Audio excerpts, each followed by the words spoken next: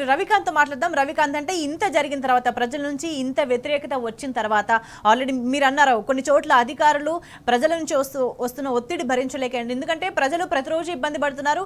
So ఖచ్చితంగా అధికారులు ప్రశ్నిస్తూ ఉంటారు. అంటే ప్రజల నుంచి వచ్చే ప్రశ్నలను భరించలేక అధికారులు కొన్ని చోట్ల చేతులు ఎత్తేసి ఇక రాదు మీకు ఈ పథకం అమలు కాదు అని చెప్పిన సందర్భం ఉన్నది. అంటే ఇవన్నీ పరిణామాలు చూసిన తర్వాత మళ్ళీ ఇటువంటి చర్యలకు ప్రభుత్వం పాల్పడే అవకాశం కనిపిస్తుందా? అంటే గ్రామ సభల పేరుతో కావచ్చు, ఇంకేదైనా పేరుతో కావచ్చు, మళ్ళీ ప్రజల్లోకి వెళ్ళే అవకాశం కనిపిస్తుందా?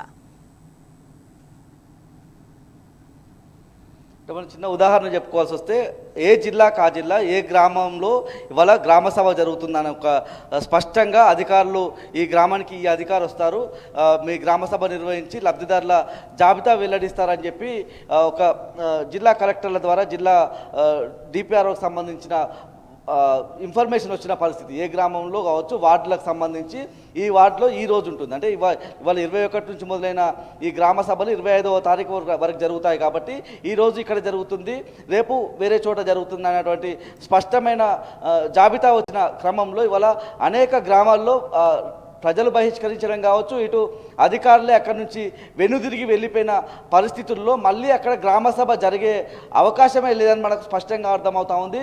దీంతో ఆ రైతు భరోసా కావచ్చు, ఇందిరమ్మ ఆత్మీయ భరోసా కావచ్చు, కొత్త రేషన్ కార్డులే కావచ్చు, ఇందిరమ్మ ఇండ్లే కావచ్చు, ఆ ప్రాంతానికి సంబంధించి ఇవ్వరనే మనం అర్థం చేసుకోవాల్సి ఉంటుంది. ముఖ్యంగా ఇందిరమ్మ ఇండ్లకు సంబంధించి గతంలోనూ ఉమ్మడి వరంగల్ జిల్లాకు సంబంధించి కొన్ని నియోజకవర్గాల్లో ఇటు ఎంపీ వర్గము అటు ఎమ్మెల్యే వర్గం అంటూ ఇచ్చినటువంటి ఆ 5గురు కమిటీలో మా వాళ్ళు లేరు మీ వాళ్ళు లేరు అనే విధంగా గొడవలు పెట్టుకున్న సందర్భం చూసాం. మహబూబాబాద్ లాంటి నియోజకవర్గంలో రోడ్డెక్కి అక్కడ ఉన్నటువంటి కాంగ్రెస్ నాయకులు ఇందిరమ్మ ఇండ్లకు సంబంధించిన కమిటీలో మమ్మల్ని అక్కడ ఉన్నటువంటి ఎమ్మెల్యే మురళీ నాయక్ మమ్మల్ని ఆ జాబితాలో పెట్టలేదన్నటువంటి అంశాలను అక్కడ వెల్లడించిన పరిస్థితుల్లో కొంతమందికి న్యాయం జరగదనేది స్పష్టంగా అక్కడి నుంచి మనకు వ్యక్తమవుతూ ఉంది. ముఖ్యంగా అనేక చోట్ల కూడా అనుకూలమైనటువంటి వాళ్ళకు ఎవరైతే ఎమ్మెల్యే ఉంటారో వాళ్ళకు సంబంధించిన వాళ్ళని ఆ కమిటీలో ఉంచడం ద్వారా వాళ్ళకి ఎవరైతే కొంచెం వ్యతిరేకంగా ఉండడమో లేకపోతే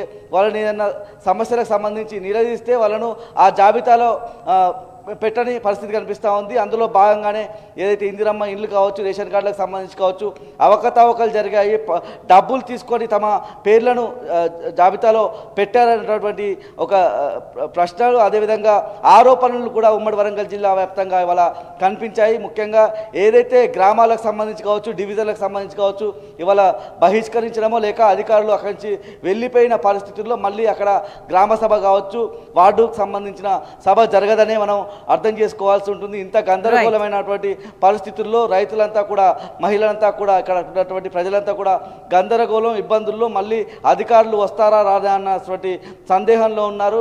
వస్తే ఎప్పుడు వస్తారు, మళ్ళీ ఆ జాబితాలో మా పేరు ఉంటుందా అన్నటువంటి అనుమానం వ్యక్తం చేస్తూ ఉన్నారు. ఒక ఆవేదన కూడా ప్రజల్లో కనిపిస్తూ ఉంది.